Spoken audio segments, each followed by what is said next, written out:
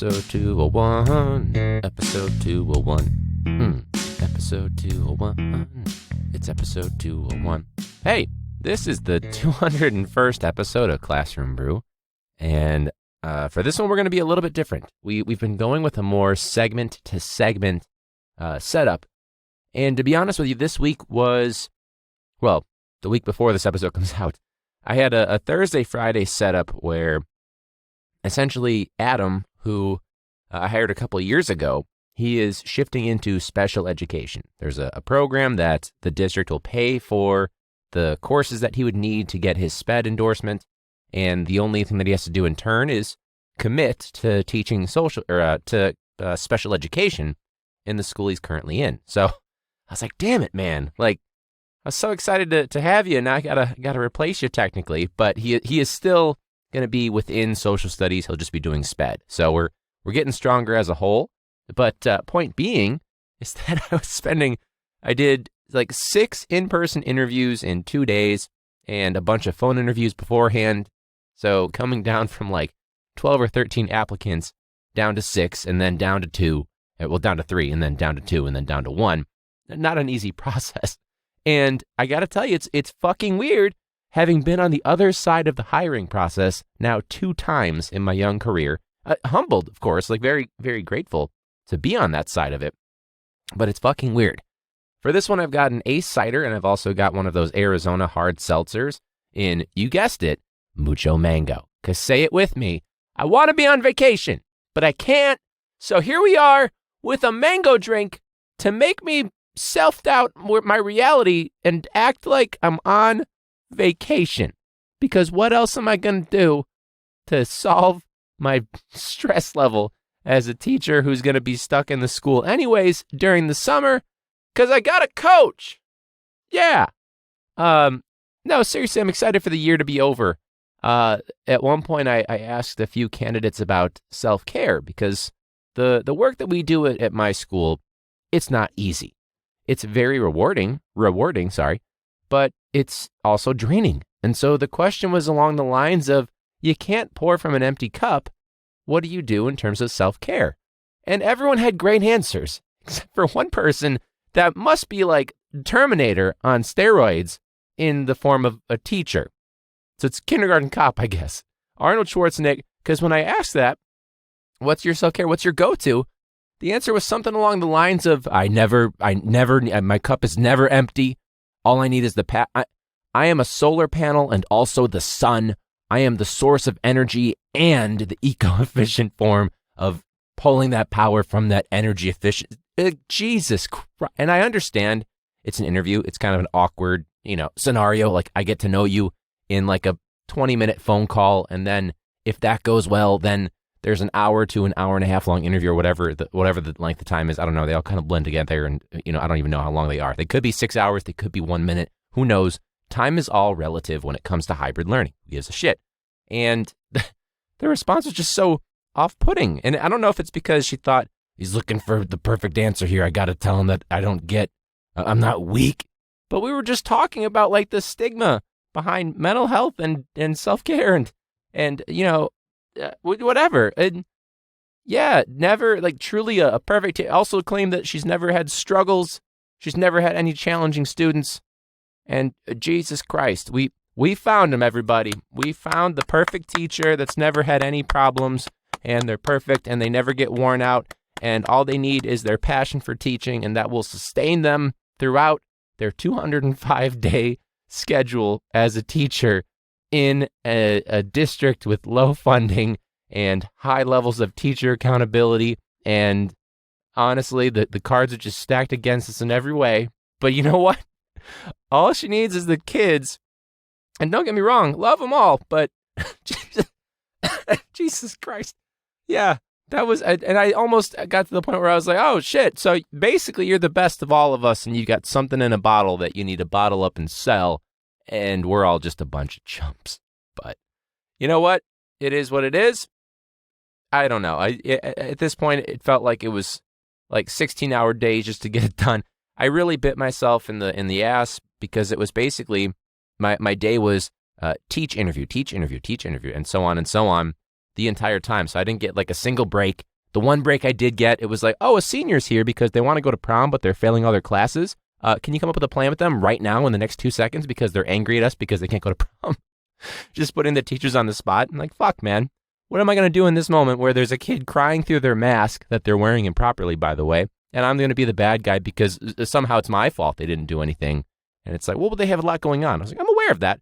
I excused them from half the assignments and I dropped about 7 of them and all that stuff. But, maybe I'm the bad guy anyways. It doesn't matter.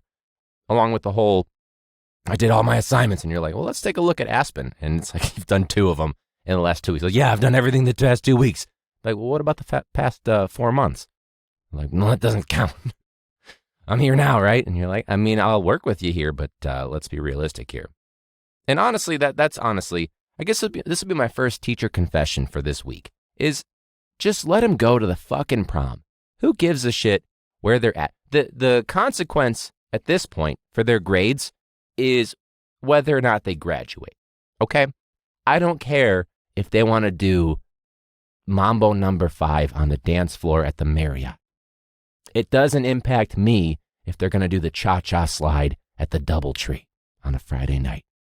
That said, you'd be alarmed at how many staff members are like, can I go to prom? I want to go to prom and live vicariously. Yay! I'm like, no fucking way would I be going to. I didn't even want to go to my prom. I regret going to mine. Not that I had a terrible time, but I was kind of bored, to be honest with you. No shade to anybody that, I might have hung out with during that time, but I wouldn't go again. So why the fuck would I go when it's just a bunch of my students, former students, maybe some students that they didn't pass my class, so I'm the bad guy in their story. You think I want to dance to Ricky Martin when they're staring at me for giving him a D that one time in 2016? No, that's too far. They'd be graduated by now. 2018? Absolutely not. You think I'm going to enjoy that Doja Cat song while they're doing TikTok dances? I already feel old at the spry age of now, as of June 7, 28. Huh? And you want me to spend my Friday night until 11 o'clock chaperoning? Granted, there was no pressure to chaperone, but that's for sure the priorities that I have versus some of the other staff members, a lot different. Maybe it's because I got the enough from my own experiences that I don't, or maybe I'm just shitty, It's, maybe I should have more of like a mentality of it's for the kids, that kind of a thing, But not my scene. My Friday night scene, believe it or not, has nothing to do with also being in my job role. That just doesn't sound interesting to me. I love my students, but I don't want to be at their prom. I don't want to be on their Facebook Live story where it's just 16 teenagers because it's a very low number of kids that could go, and then COVID, and then people that actually qualified to go. I don't want to watch 16 teenagers just awkwardly behave and dance to doing the Dougie in front of their dean. And don't get me wrong, I'm a big dance. I'll just every so often someone will come on and just kind of give a little shimmy as I'm doing it right now. And that's for sure. I'd be doing it if I were there, if I was forced to be there, or if it was paid, maybe I'd do it. But I can't imagine the awkwardness of it for having so few people. Like when I was at prom, it was just insanity. My school alone, and there were 100 plus people there, probably more. I don't know. And I think with the 2 schools, and granted, COVID times, different, scenario. But even when it wasn't COVID times, it was we're talking maybe 20 or 30 people. You ever go on a dance floor and it's just you and one other person? It's miserable. You ever go to a wedding that's less than 10 people? It's miserable. You ever have a classroom with mostly kids online and just one kid in person, and the online kids are silent and so is the person in the building itself? It's miserable. So I don't want to dance to Nicki Minaj featuring Cardi B on my Friday night toward the end of the year with kids that didn't bother to show up to class digitally, but they were the first ones in line to pick up their prom ticket. Hey, by the way, they school functioned the kids all day on Friday, the day of prom. So it's well, you got to pick up your prom ticket. That'll take you about 15 minutes. So just, don't go to all your classes. And granted, I don't give a shit, but could you have consulted the teachers? And when I ask you a question about it, can you give me an answer of any kind and not blow me off? You already bothered me to pull me into that, that, if you want to call it a meeting with the parent and the kid, when they're like, you didn't call me. And it's like, well, what number did you put in there? Did you check your voicemail? And they're like, well, that's not my number. And okay, so I'm the bad guy here. Well, they're failing my kid and you can't do that. Well, they haven't done anything since like the month of February. Like, well, that's where we're at. Maybe just let us in. Let us be a part of the process. If you're going to decide, fuck school, it'd be nice to know about that, especially because you just said, well, they can go, but they have to come up with a plan to improve. And so they need to be in class to do this to actually graduate. But then you pull them out for that day when there's only like 3 days left for them.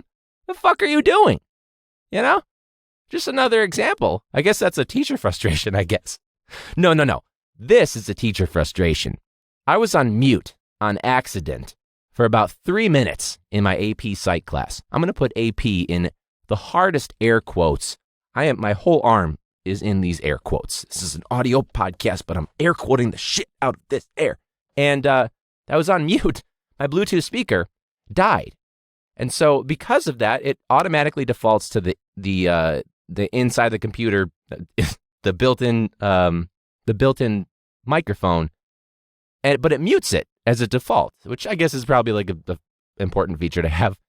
And nobody said anything for like 3 minutes of me moving my fucking mouth, going over stuff that they needed to know for their final project, and no one said a fucking word. So what does that tell you? They were not there. And if they were there, they weren't there mentally. For 3 to 5 minutes, whatever it was, and the fact that I was like, I apologize, guys, they were like, oh, we didn't even fucking notice, probably in their head. Because, of course, they didn't type it or say it because they don't give a shit enough to say so. But don't worry, they were the first ones at the school to say, how can I get my grade up? I've got 3 days left, 1 day for prom, and now I care. And this is, of course, I'm doing this all in good fun. I am not trying to, mitigate the SEL component. Some of my students have a lot that has been going on this year, and I've had obviously conversations with them before this, but just, for the sake of, and I have to give this disclaimer because I'm a teacher and there's already enough teacher hate, and I got to say this shit because if it's out of context, fuck off. Just got to say it, and that's where we're at. I saw, by the way, a homeless man when we were driving. Katie and I went to Michigan the weekend right before my birthday. And that was a present for me. Very nice. Awesome. New Buffalo. This homeless guy was right by getting on 90 in the city. We went under the overpass and then you take a left and then you're on the ramp and cool. And this homeless guy, it was like you could kind of put your own subtitles or captions on it, whatever. He picks up an iPhone. He just got done asking a bunch of people that are about to turn left onto the highway for money. And most people said no. And by most, I mean all. And he picks up an iPhone. He says something like gestures like, hey, look, an iPhone. And he fucking spikes it into the ground just to say fuck the man. He spikes the iPhone, just destroying it. And nobody else saw except for Katie and I. And that is something I've thought about 3 times a day since then. And it's been a week. So he just spiked the fucking thing. You could have peddled it. You could have found the owner, maybe gotten a reward. Maybe you could have sold it for parts. Maybe it was already broken, but you could have fixed it up for, maybe you got somebody on the inside. Maybe you got a few bucks to scrap together and you can sell it for even more so you make a profit off of it at the end of the... Nope. Just spike the fucking thing. Just spike it. There is a guy when I exit Lakeshore, he's just got a full-on, those waiting room sofa chairs where they're comfier than a wood chair, but not as comfy as an actual fucking chair with, the cushions and shit. And he's got that at the stop sign, just kind of half-ass waving. He's kind of just there, his shift. They've even added more furniture. And I'm not trying to make light of homelessness is obviously very sad. And there's, substance abuse and mental health disorders and things like that are being, a lot of them are veterans, unfortunately. Not all of them, but a lot. So not to make light of it, but they've also added a side table. There's a little folding table in the front too, so it's a little office with a side table as well. You got to respect the hustle. You really do. So that was interesting. But yeah. Welcome to the Comment Hero of the Week. When someone's being an ass in the comment section, but they have no idea what the fuck they're talking about. What's going on is you failed fucking social studies. Or when you see someone call that person out, they are our comment hero of the week. Yeah! Even though some heroes do call out those idiots, remember, don't call out a comment hero in the comment section. You can't fix them, and you can't fix stupid. I guess in terms of the hiring process, I'm glad I'm done with it. There is admittedly no comment hero of the week because, let me put it this way. When I was in college, if I had a paper that was due the following morning or whatever, and it's the night before, and my mentality was like, oh man, all diamonds are formed under pressure, and I'm gonna write the most beautiful BS this professor's ever seen, and it's gonna turn out great. I'm gonna get a solid B+, and then I'll make up the rest of the credit to get the A later in the semester. Anyways, now me as an adult, I'm more of the mindset of I must do everything as soon as possible because anxiety. I need to eliminate my to-do list and sometimes even write stuff on my to-do list that I already did, but if I cross it off, I feel more accomplished. But if I don't do it right away, and then it comes time for it, I'm like, you know what? I'm just going to fucking wing it anyway. And in some cases, I'm going to say, you know what? We're going to take the L on that one. I didn't have time to grade those papers, kids. I'm going to take the L on that one. I didn't have time to research the comment hero because I was too busy not having lunch or not having a prep and being, what do you want to call it, by parents in meetings that didn't give a shit beforehand. I didn't prepare a comment hero. And honestly, I'm kind of glad because they can be kind of draining because there are just so many assholes out there. So, you know what? It's been fun. It's been a high energy, 15 minutes or so? 16 minutes or so. But you can reach me at Classroom Brew on social media or classroombrew@gmail.com. Right now I'm using one of the Classroom Brew koozies, and I've got a coaster for the other thing too, for the other drink. And you can get those at patreon.com/classroombrew. In addition to early access to content, bonus content like video episodes, bonus episodes that are only available on Patreon no matter what, and, just some behind the scenes stuff as well. And, you get some voting power and of course that merch. So you want a Classroom Brew shot glass? Patreon.com/classroombrew. You want the koozie? Patreon.com. You want the coaster? Patreon.com/classroombrew. You want some voting power? Same thing. Or if you want to be in the Patreon dedication song, which we got to do an updated one soon, but we got to get more people. That's, again, patreon.com/classroombrew. For this one, rate and review whatever app you're listening in. I know that they've been changing around different apps for podcasts because they're trying to compete or whatever. So wherever you're getting it, tell a friend. That's the key thing, is we're spreading the word of mouth. It's a teacher podcast. We have a couple of beers, maybe 3 or 4 or more. Who knows? We'll get some exciting news coming up once it's made official on who we decided to hire. And you guys will be surprised. You're going to be like, oh, shit, that's really cool. And it is. But we can't officially announce anything because I was asked by my principal to sleep on it, and that's what I'm going to do, and then officially make the word on Monday. So by the time the episode comes out, that decision will have been made. So maybe by the next one, assuming the person has accepted it, we can actually talk about it. So thank you guys so much for listening. Stay safe, stay healthy. If you're on summer break, I'm really jealous of you, and I will hopefully be there soon. By the time this episode comes out, I'll have like 1 more week left, and it's going to be terrible, but we'll see how it goes. At least we can prep for next year, right? And maybe things will be better, but who knows? So have a drink, cheers, and then until next week, class dismissed.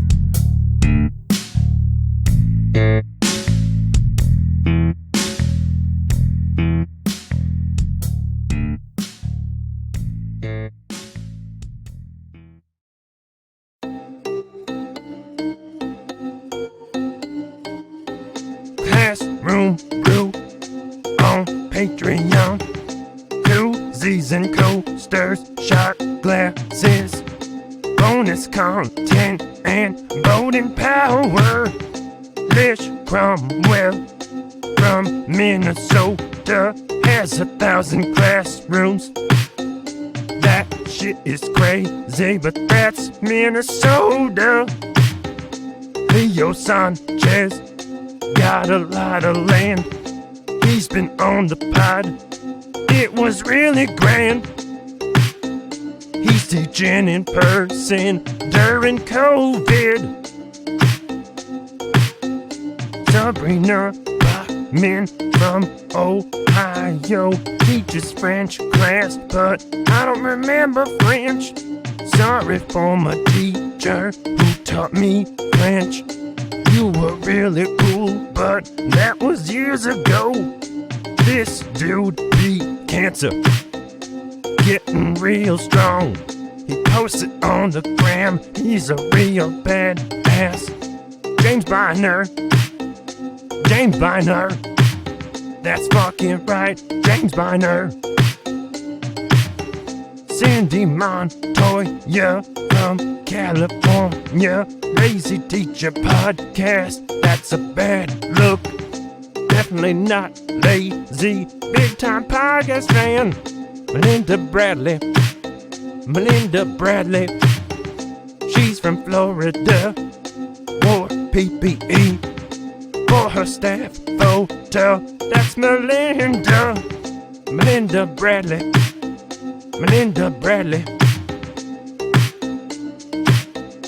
Classroom Brew, check it out on patreon.com.